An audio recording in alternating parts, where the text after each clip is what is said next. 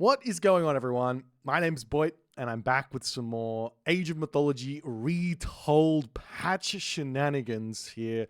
I didn't think I'd be making 2 patch videos in a day. I just wanted to make this video because I needed it to be out there so that everyone knows what's going on. This patch is only for the Age of Mythology Wololo qualification stage. It will not be in the live game. The live balance patch is based on the previous video I've uploaded.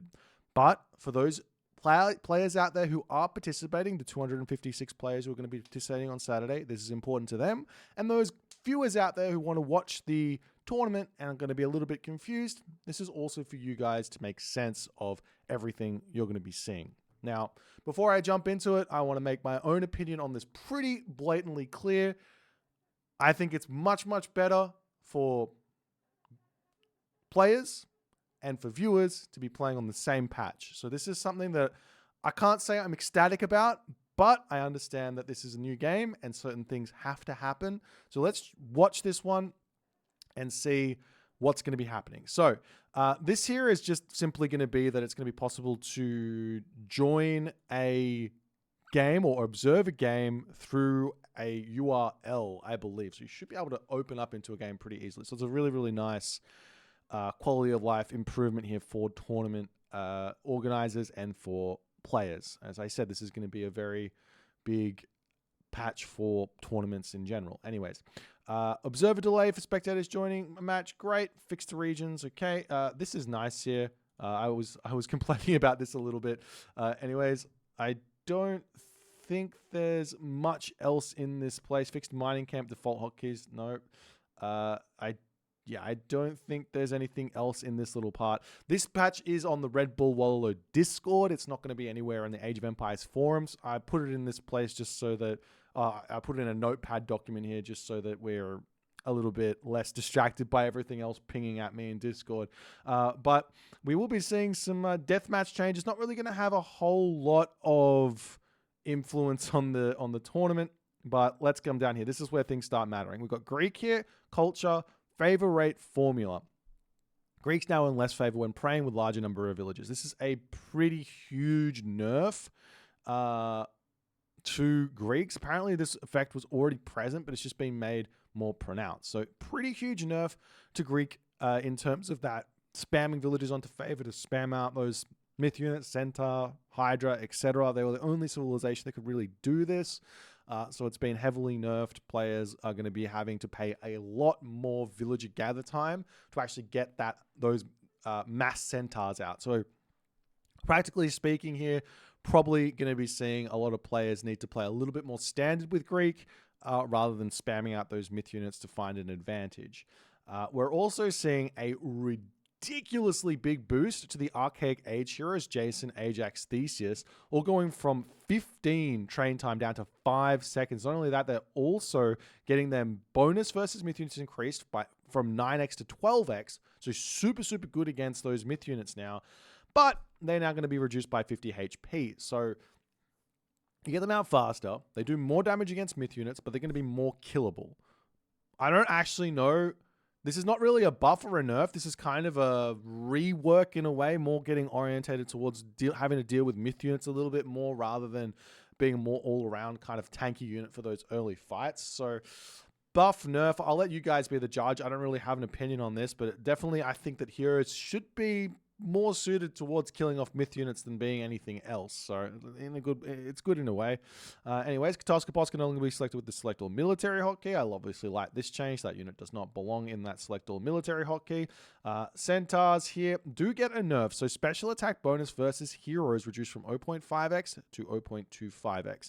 So that rain of arrows is going to be doing much, much less damage to enemy heroes, which is great. So if you're playing as Egyptian, or if you're playing as Atlantean, or if you're playing as Norse and you spam out a bunch of ranged heroes to deal with the centaurs, they're going to be able to sit in that rain of fire and probably take down those centaurs a little bit easier. So nice play, nice change there.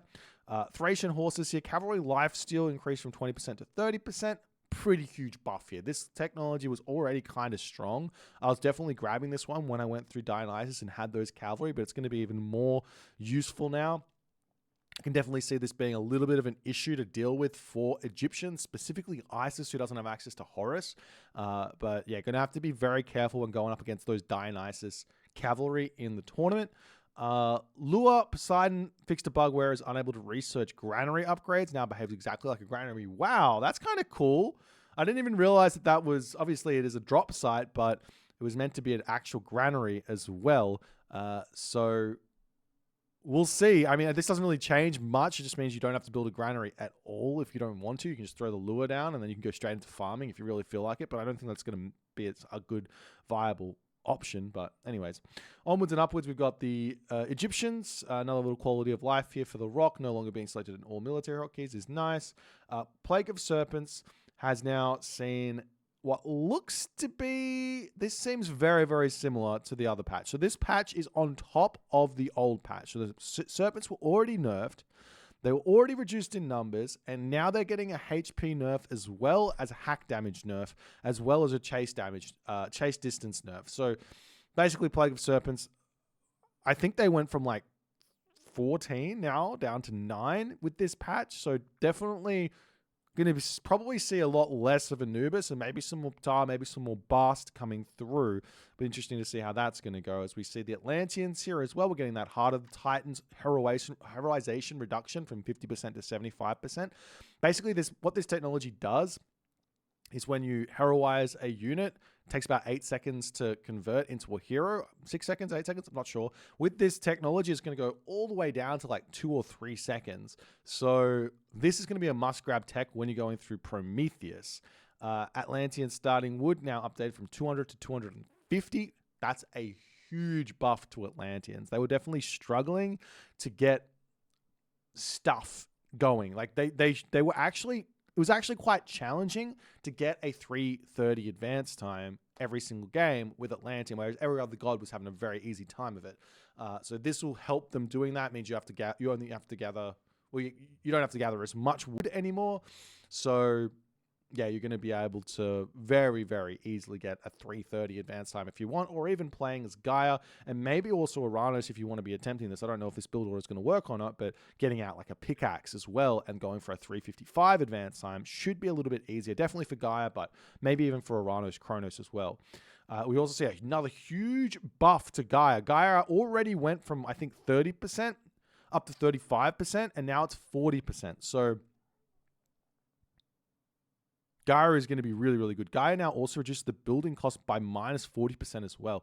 Wow! Okay, so early game for Gaia, they really, really want you to get these economic guilds down. Economic guilds also give you Gaia Lush. So I think this is the point of this, is to really promote creating that network of Gaia Lush so that you can get that upgrade channels, which previously I don't think anyone was even buying. So this is trying to push that forward. I don't know if this is going to break Gaia or at least help Gaia get stronger, or if it's just going to be Gaia is still going to be good in the positions that Gaia is going to be good in and bad in the positions that she's going to be bad in.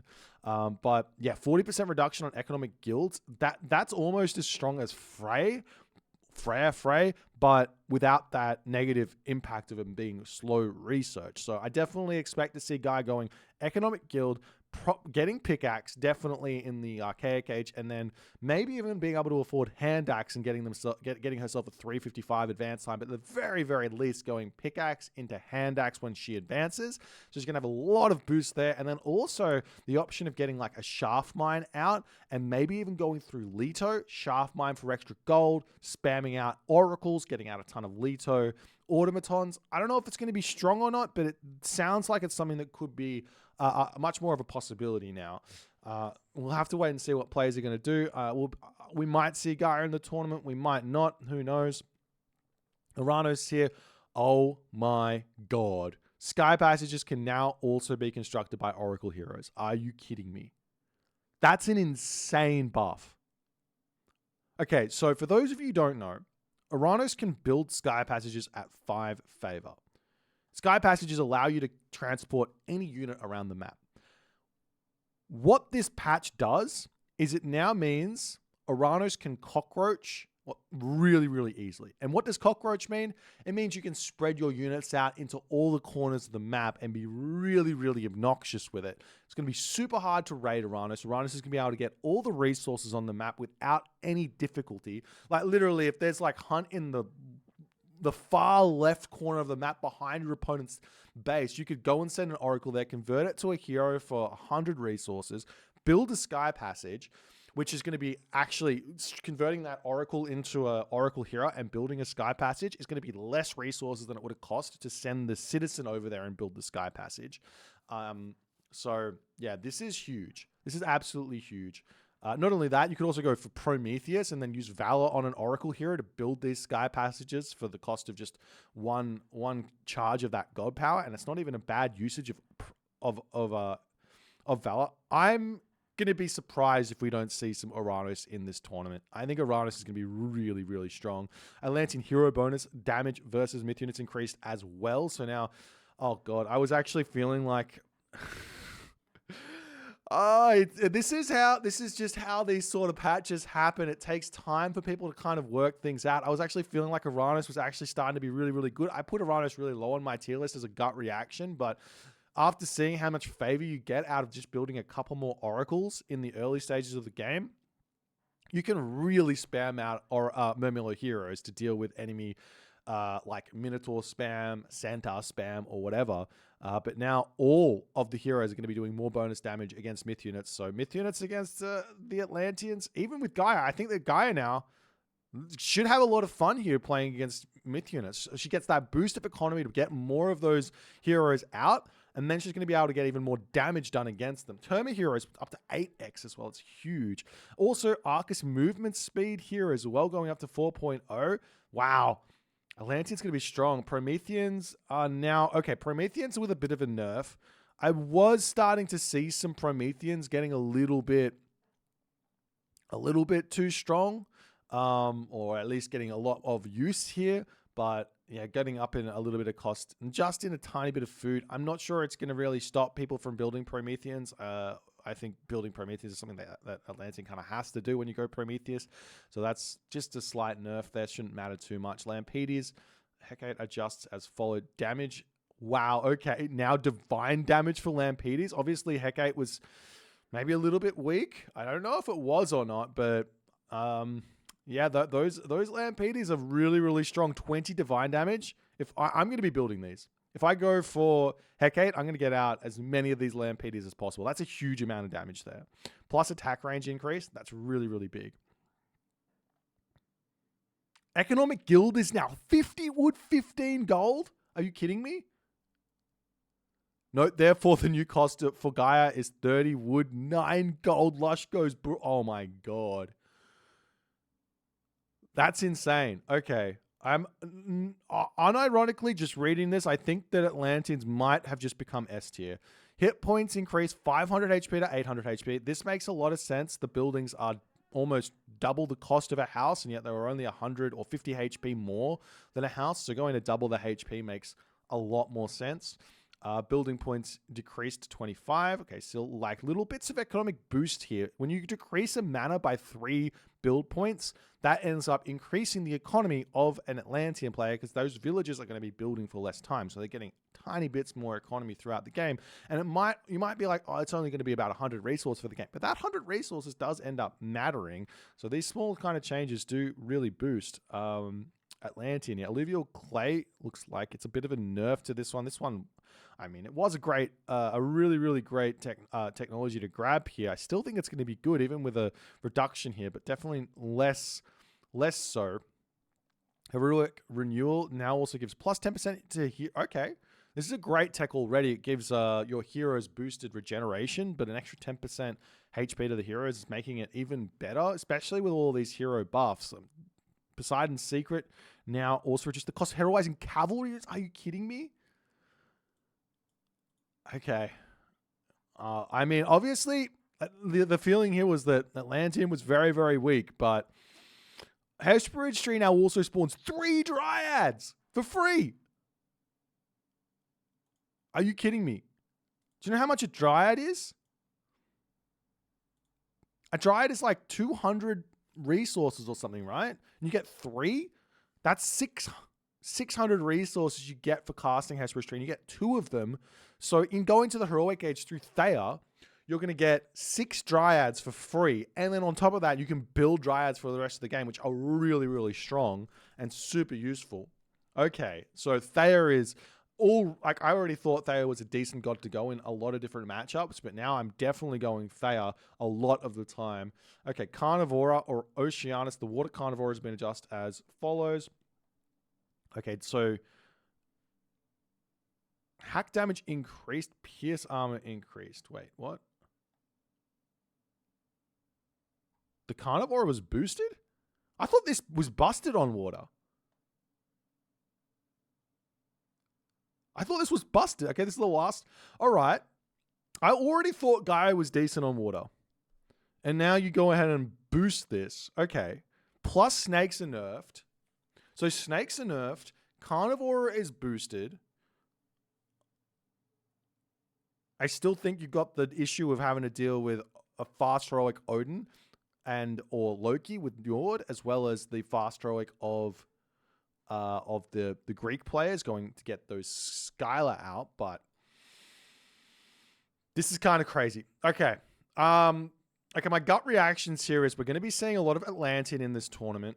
If players react to this and understand these changes, it might not be enough time for the players to kind of work this out. Only having, I guess around about 24 hours to read the notes, get some games in, do some testing before the games actually start.